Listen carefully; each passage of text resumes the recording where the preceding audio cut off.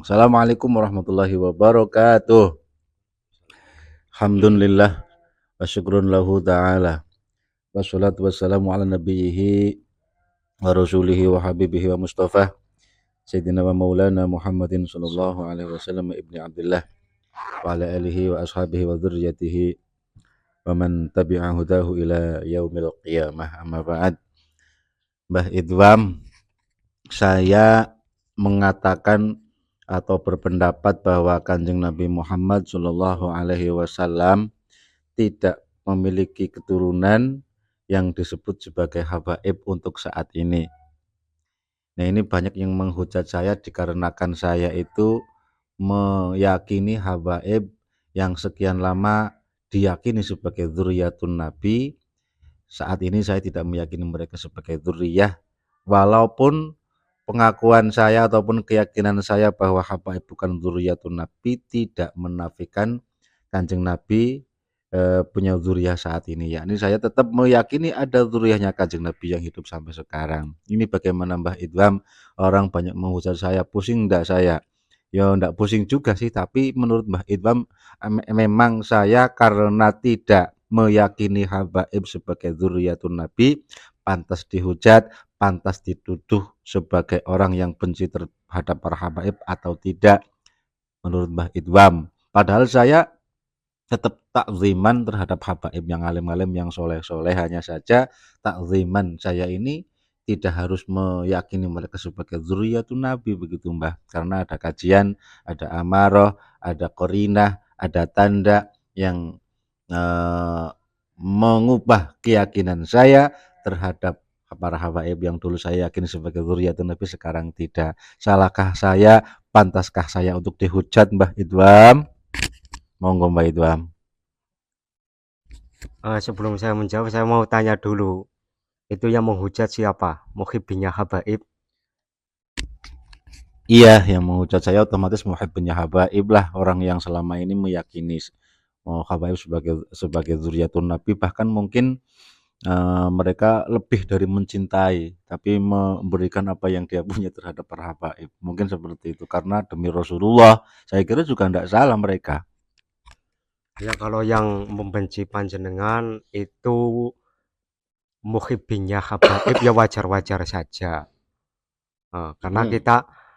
kita akui saudara-saudara kita sebangsa setanah air itu memang sudah terlalu sangat dalam, karena doktrin daripada habaib yang sudah berpuluh-puluh tahun itu selalu mendoktrin masyarakat, mengatasnamakan dirinya itu sebagai cucu Nabi. Otomatis ketika Kiai Imad muncul, ya otomatis mereka akan seperti itu, karena namanya cinta kan buta, Oh gitu simpelnya ya. seperti itu ya. Enteng Baik. saja lah. Baik, berarti memang saya pantas dihujat ya Mbah ya. Bukan Eh, bukan pantas dihujat, maksudnya apa ya? Apa yang Eh mereka lakukan itu bukan, maksudnya itu sunatullah, bahasanya begitu. Sunat itu alamiah. ya ya ya. Pasti pasti kita berjuang seperti ini pasti ya banyak hujatan, banyak cemoohan, itu sudah pasti. Dan jangan sampai mengendorkan apa namanya perjuangan kita, apalagi mental kita sampai kena, itu jangan sampai. Iya Mbak, soalnya tadi juga saya ditolol-tololkan, kemudian dikatakan sebagai apa orang yang suul adab terhadap para masyayikh, bahkan terhadap Kiai Nawawi, Syekh Nawawi Al-Bantani, karena karya-karyanya, kemudian beliau banyak menyarai kitabnya para habaib, ya kan? Nawawi kan banyak menyarai kitabnya para habaib, sehingga saya yang meyakini habaib bukan sebagai dzurriyyatun Nabi dikatakan suul adab. Tetapi dengan hujatan-hujatan mereka justru saya semakin yakin kalau habaib itu bukan dzurriyyatun Nabi. Karena sampai sekarang belum ada ya yang saya kira ilmiah menanggapi ataupun merespon polemik nasab ini, kecuali ada Gus Rumel sama siapa itu yang ilmiah gitu loh Mbah. Yang lainnya kan cacian makian, dan rata-rata pembelaan muhibbin terhadap para habaib itu menggunakan tameng ulama-ulama kita. Lihat Mbah Mun, lihat ini, lihat itu, lihat Syekh Nawawi dan seterusnya yang mereka takziman wa takriman terhadap para habaib. Seolah-olah dengan demikian mereka menuduh kita itu tidak takziman terhadap para habaib. Karena polemik ini kan baru muncul beberapa tahun yang lalu kan, 1 atau 2 tahun yang lalu ya Mbah ya. Nah ini menurut Mbah Idwam, khususnya saya ini memang harusnya mengikuti ulama-ulama dulu yang tidak mempermasalahkan nasabnya para habaib, walaupun di hati saya ganjel ya, atau tetap mempertahankan ini Mbah, keyakinan saya dan berbicara, karena saya kira polemik nasab ini adalah bahsul masail internasional ini dan terbuka untuk siapapun, karena NU mungkin kalau memfasilitasi sama pemerintah ya untuk sidang isbat nasabnya para habaib ini yang selama ini mengaku sebagai cucunya Kanjeng Nabi, ndak muat mungkin tepatnya karena semua ikut bicara Mbah. Nah ini menurut Mbak Idam, saya ini sampai nanti ada pertemuan antara Robitoh Alawiyah dengan Kiai Mad, saya harus taslim dulu terhadap akhwaliyah, masyayikh kita terhadap para habaib, atau tetap ikut bicara Mbah Idam, monggo Mbah. Menurut saya kita tetap ikut bicara karena polemik nasab ini tuh sebenarnya masalah bangsa. Iya masalah bangsa. Karena yang jadi korban kan putra-putri bangsa Indonesia. Jadi semua menurut saya berhak berbicara, siapapun dia. Tidak boleh dilarang, nggak boleh. Nah, iya kan? Ya, oke. Salah satu isi daripada undang-undang kan mencerdaskan anak bangsa. Nah, jadi pemikiran putra-putri bangsa Indonesia ya jangan sampai dikerdilkan atau ndak boleh bicara, ndak boleh berpendapat, ya salah. Terus kaitannya dengan para muhibbin, tidak hanya para muhibbin, habaibnya sekalian itu selalu memakai nama-nama besar ulama kita. Nah itu memang mentalnya mereka yang memang begitu. Kita kita akui, saya sadari memang ya seperti itu mereka. Artinya apa? Artinya ketika dalam keadaan normal, para habaib itu sering menghina kiai-kiai kita dan habib-habib yang lain kita ndak pernah tahu, ndak pernah ada yang menegur, kan nggak ada. Kalau contoh dari kalangan kiai NU atau gus-gus NU atau ning-ning NU itu ketika berceramah kok terpeleset sedikit atau bagaimana, hampir semua habaib, ya maksudnya habaib yang masyhur di media itu langsung menanggapi, mengomentari, bahkan banyak yang mencela dan lain sebagainya. Contohnya ketika Gus Muafik itu terpeleset kan begitu. Banyaklah Gus Miftah ceramah di gereja, ya langsung. Tapi ketika Bahar bin Smith, Rizik Sihab dan lain sebagainya ceramah seperti itu, menghina Gus Dur, siapa? Kan habaib yang lain tidak ada yang menegur. Iya kan? Iya. Nah, tapi ketika mereka punya masalah itu dalam keadaan normal. Nah, ketika punya masalah, contoh masalah ini polemik nasab yang dipakai ulama-ulama kita, mereka berlindung pada kebesaran namanya Syekh Nawawi Banten, berlindung pada kebesaran namanya Abu Ya Uji, berlindung pada kebesaran namanya Mbah Mun, tapi di saat posisi normal tidak ada apa-apa, mereka mengatakan kiai-kiai kita itu ngajam, ahwal dan lain sebagainya. Iya kan? Ya. Menyematkan pada kiai-kiai Jawa itu ngajam, orang ahwal. Ahwal ngajam begitu, intinya begitu bahasa-bahasanya Yang begitu. tidak Ya, sekufu dengan mereka. Iya, tidak sekufu intinya kan begitu. Menyematkan gelarnya pada kiai-kiai kita kan begitu. Seolah-olah dalam keadaan normal itu nasab para kiai-kiai Nusantara itu di bawah mereka, intinya begitu. Tapi ketika punya masalah memakai ulama-ulama besar kita, itu kan ya bisa nilai sendirilah. Kita bisa menilai sendiri, masyarakat ya silahkan menilai sendiri seperti itu. Dan setiap putra-putri bangsa juga berhak punya penilaian masing-masing. Kita tidak bisa memaksakan begitu. Itu menurut saya. Oh, Baik, berarti benar ini Mbah, kalau misalkan saya punya anggapan polemik nasab ini adalah Basul Masail nasional ya, khususnya untuk warga Nahdien yang selama ini menganggap Habaib sebagai dzurriyyatun Nabi Mbah. Cocok apa enggak ini? Basul Masail nasional warga Nahdien dalam mengisbat nasabnya Kanjeng Nabi Muhammad Shallallahu ya, Alaihi Wasallam. kalau menurut saya jangan warga Nahdien ya, karena Ya. kan apa masa ya cukup yang pakar-pakar saja dalam artian begini. Nanti yang eh, apa namanya berpendapat bahwa habaib bukan dzurriyyah Rasul nanti diwakili salah satunya Ki Imad terus siapa lagi dan lain sebagainya. Nanti dari habaib kami minta diwakili oleh MDRA Rabithah Alawiyah. Begitu. Jangan seluruh warga NU suruh ngomong semua ya bukan Basul Masali itu namanya. Aduh cangkem kok akhirnya. Enggak, maksud saya kan apa namanya, selama ini di Nahdien kan sudah terbiasa Basul Masail, di pesantren pun terbiasa Basul Masail, dan kalau di dalam Basul Masail itu kan terbiasa gontok-gontokan kan, gontok-gontokan hujah, apa saling serang, hujah sana berhujah sini nyerang dengan hujah yang lain agar hujah lawannya patahkan, seperti itu di dalam Basul Masail.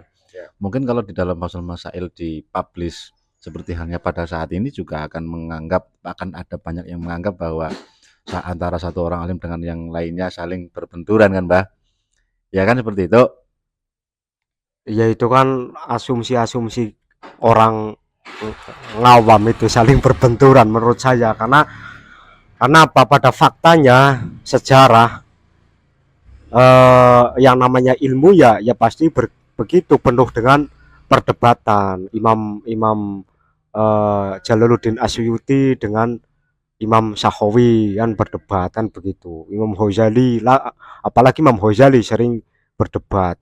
Imam Abu Hasan Ali Al Asngari itu mempublikasikan madhabnya, salah satu metodenya itu berdebat, mengunjungi tokoh-tokoh Mu'tazilah, berdebat kan begitu. Jadi memang dalam dunia keilmuan berdebat itu sudah sangat biasa. Ilmu nahwu Imam siapa Sibawayh dengan Imam Kisai berdebat itu Basra dan Kufah. Ulama Basroh dan Kufah itu berdebat. Ini memang yang namanya ilmu ya pasti ada perdebatannya, itu sudah bukan berarti sekarang sebab Kiai Imad itu mengangkat isu nasab habaib jadi tidak akur antar kiai yang enggak seperti itu juga. Uh, ya sebelum polemik nasab apa enggak ada perdebatan lain otomatis ada dan banyak juga kan begitu.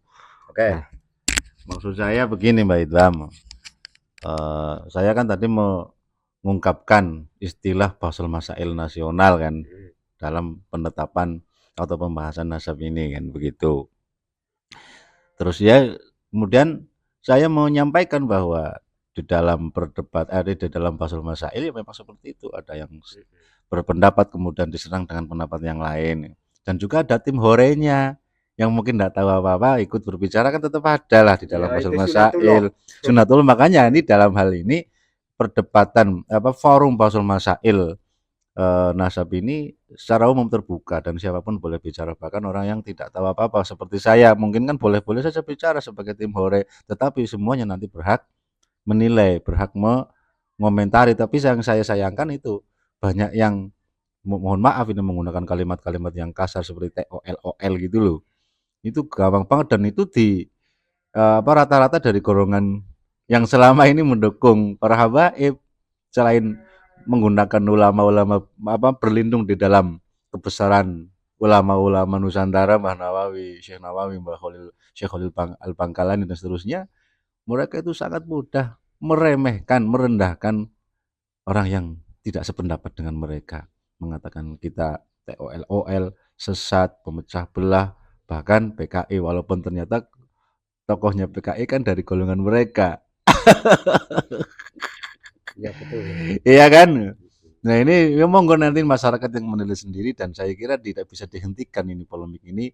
Maka saya bersyukur sebenarnya Mbah, sehingga kita jadi sinau, kemudian jadi berpikir kemudian jadi tahu tentang tokoh-tokoh kita, terus bagaimana cara mereka berargumen dan bagaimana siapa orang-orang yang tidak sependapat dengan kita jadi saling kenal begitu Mbah.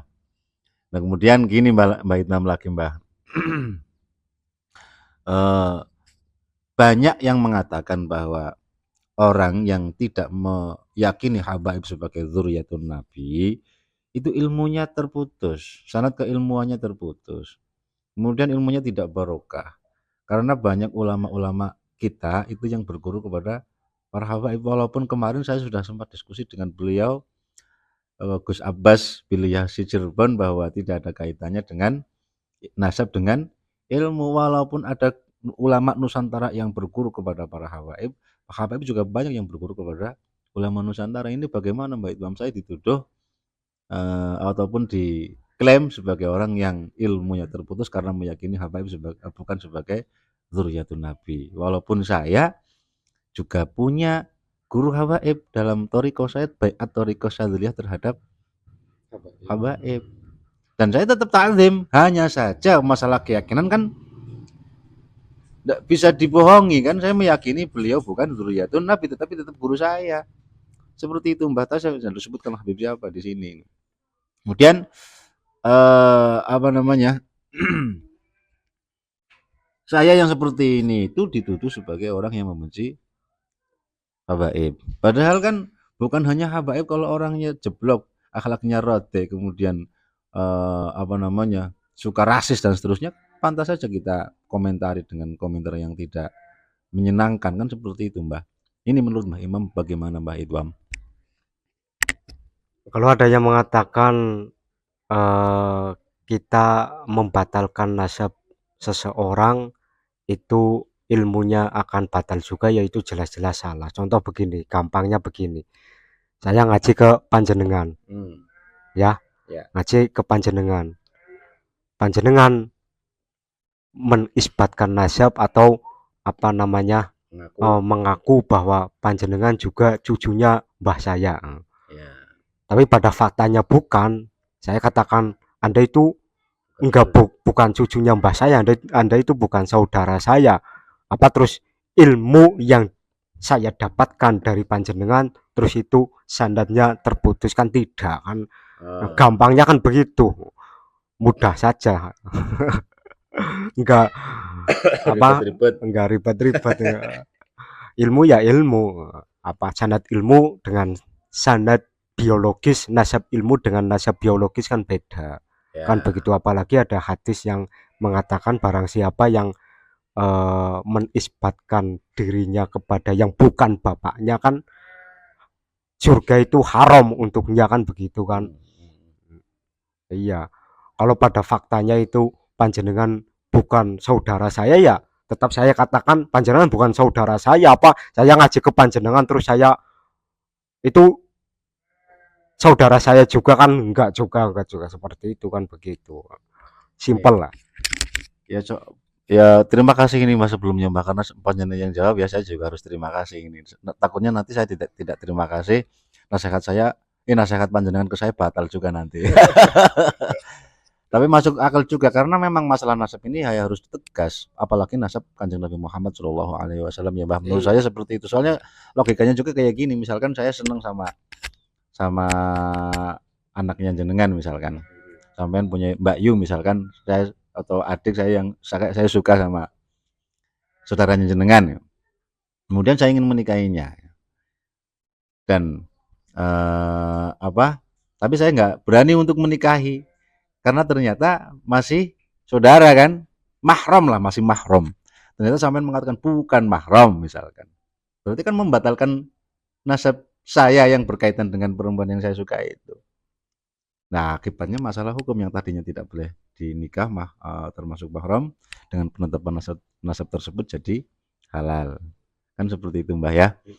Baik Mbah Idham, terima kasih. Ini mungkin yang lebih detail lagi boleh nggak ya Mbah ya? Masalah yang lebih detail. Oke? Wah, gini Mbah Idham. Ada salah satu muhibbin juga yang mengatakan bahwa bisa dong untuk membatalkan nasabnya para habaib yang ujung mbahnya adalah Ubaidillah. Karena tidak disebutkannya Ubaidillah dalam abad 45 sampai 67 ya. 8 juga. 45 67 lah yang jelas kan. 6, 7, 8. 8 juga. Tidak disebutkannya Ubaidillah sebagai putranya Said Ahmad bin Isa itu bukan berarti menutup kemungkinan adanya Ubaidillah sebagai putranya Said Ahmad.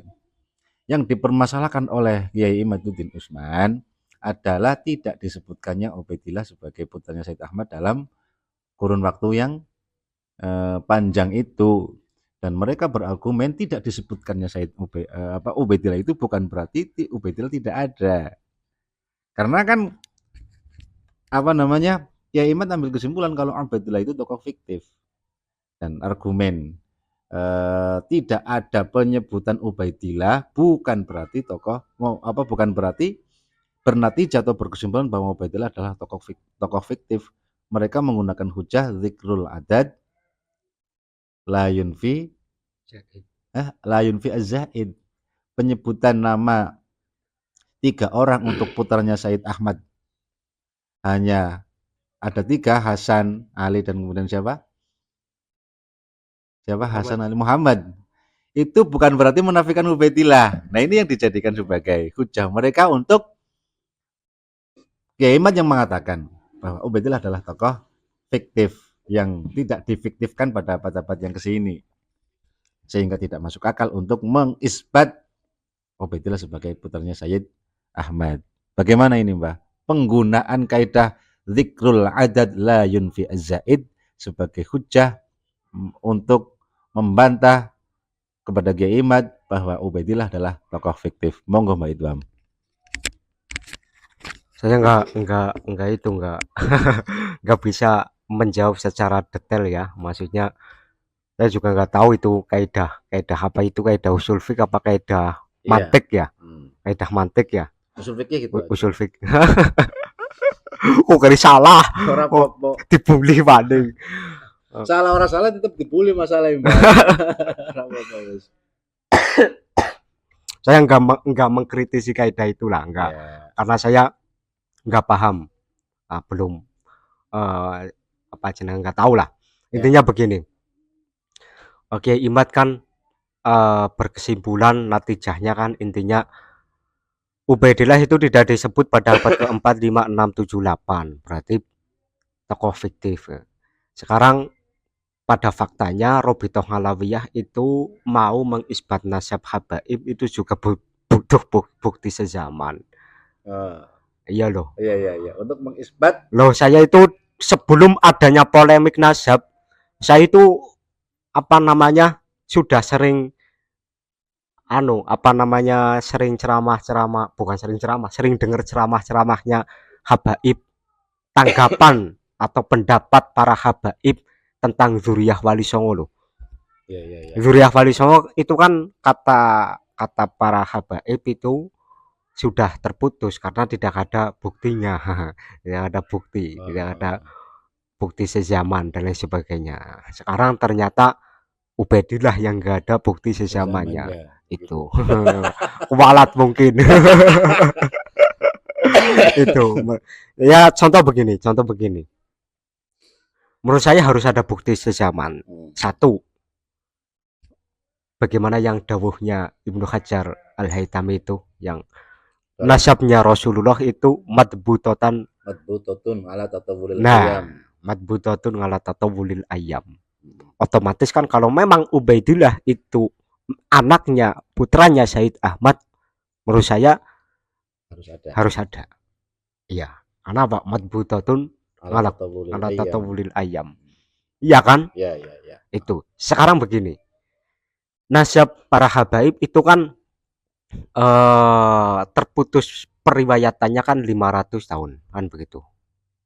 Sekarang cari tokoh, kita cari tokoh yang jaraknya dengan kita itu 500 tahun, siapa kira-kira? Tokoh wali besar. Sunan Gunung, katakanlah Sunan Kalijaga atau Sunan siapa? Wali Songo lah. Katakanlah Sunan Gunung Jati, katakanlah begitu. Putra Sunan Gunung Jati ada berapa, seumpama semisal saja, bukan berarti semisal ada 2, Sultan Hasanuddin dan Pangeran Pasarean, seumpama begitu. Catatan dari masa hidupnya Sunan Gunung Jati sampai 2024 itu Sunan Gunung Jati misal punya putra hanya 2, Sultan Hasanuddin Banten dan Pangeran Pasarean Muhammad Tajul Ngarifin. Tapi saya pengen jadi turunannya Sunan Gunung Jati. Nanti saya nyantolkan nasab saya ke Sunan Gunung Jati. Nanti saya buat nasab tuh yang kira-kira ini 500 tahun dengan saya itu kira-kira berapa orang secara administrasi silsilah pantas-pantasnya, terus saya bikin itu. Apa itu kira-kira benar? Oke. Lebih detail lagi boleh? Ntar saya tanya dulu apa itu benar. Logika saja ini gampang loh. Terus saya menjawabnya begini, lo tidak disebut bukan berarti tidak ada. Kan konyol itu namanya. Iya kan? Nasabnya Kanjeng Nabi begitu ya. Oke. Begitu loh. Jawab yang ringan-ringan sajalah. Lebih detail lagi boleh? Ya boleh, monggo. Apa?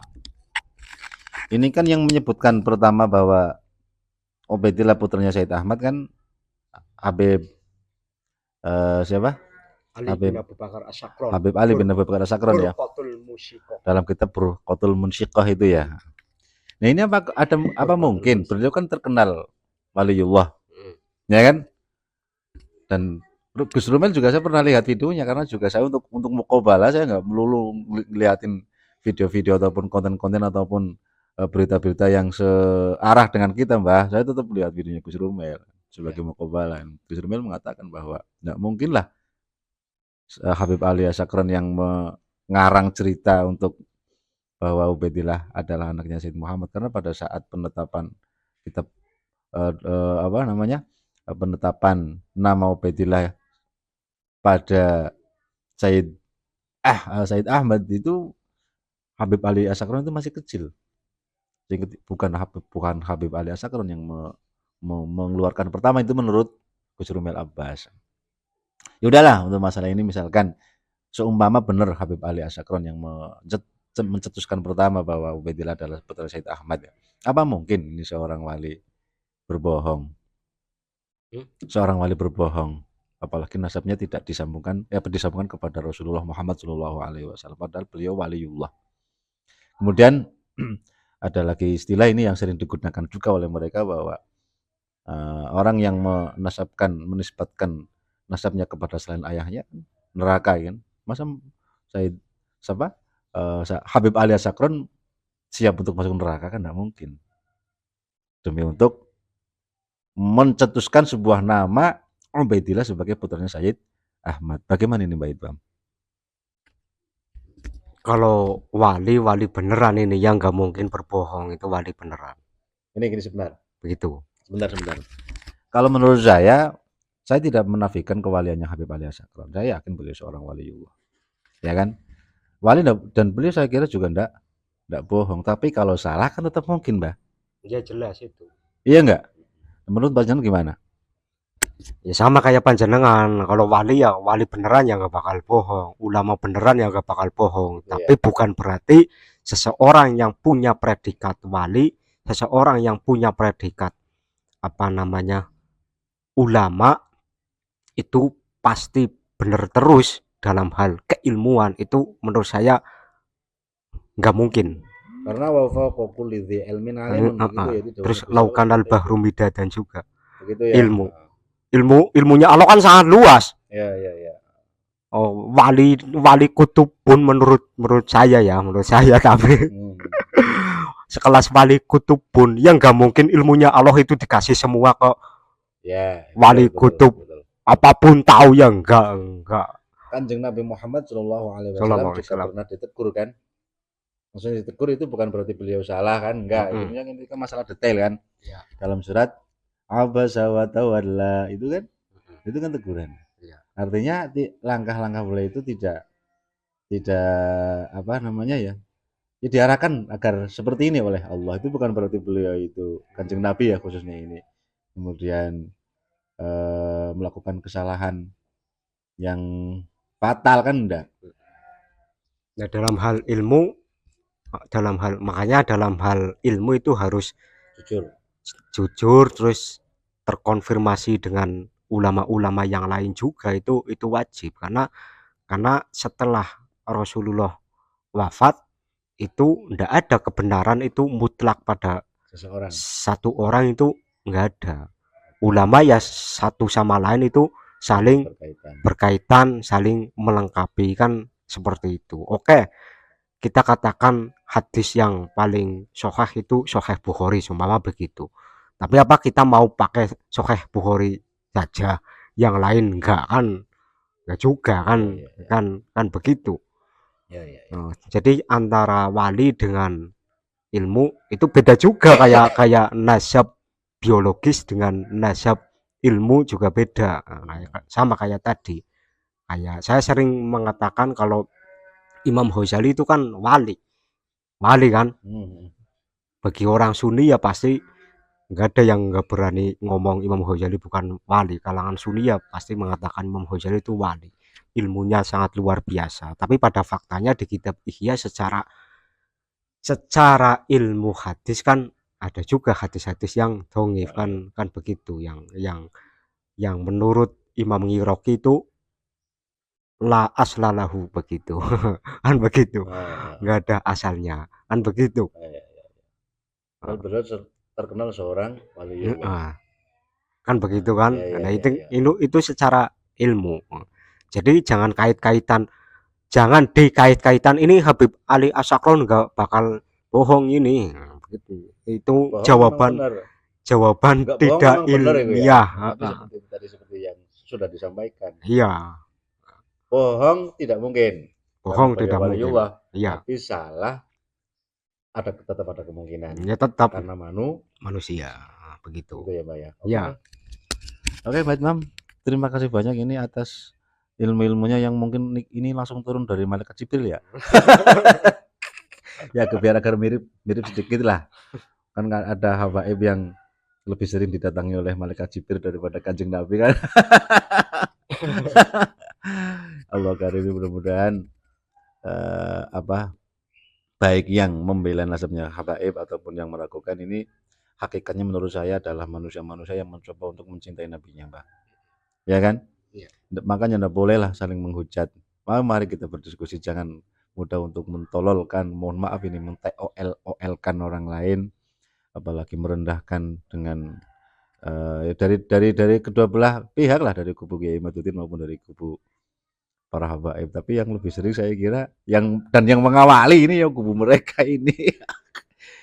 Ya karena ini masalah ilmu, saya berharap juga akan terus berkembang, kemudian terus dibahas sehingga bosan masail di media sosial khususnya kan, karena medianya kan paling mudah saat ini dijangkau oleh siapapun dalam media sosial, akan menemukan jawabannya. Kemudian kita juga tidak kemudian menutup diri, pasti yang benar ini tidak, tetap berharap bahwa Allahumma arinal haqqo haqqan. Semoga Allah berkenan untuk memberikan petunjuk kepada kita agar tahu mana yang benar dan mana yang salah, sehingga kita diberi rezeki untuk mengikuti yang benar dan meninggalkan yang salah. Wa arinal batila batilan warzuqna ijtinabah. Kan begitu Mbah Hitam ya, Laskar Sabilillah jiwanya kan seperti itu. Dan saya yakin bahwa apa yang kita yakini, kemudian apa yang diteliti oleh Kiai Imaduddin adalah sebuah kebenaran. Masalah kebenaran ujungnya nanti ya kita lihat.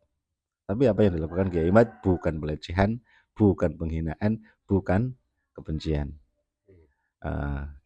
Begitu Mbak Imam, setuju Mbak Imam? Iya. Sekian dulu, mungkin Mbak Imam akan disambung lagi karena ini nanti akan saya upload di media ya Mbak ya. Saya upload di media dan mungkin yang akan dihujat bukan cuma saya, jenengan juga akan dihujat juga nanti mungkin. Ya Allah, Allahumma ij'alna mimman yastami'una al-qawla fayattabi'una ahsanah. Assalamualaikum warahmatullahi wabarakatuh.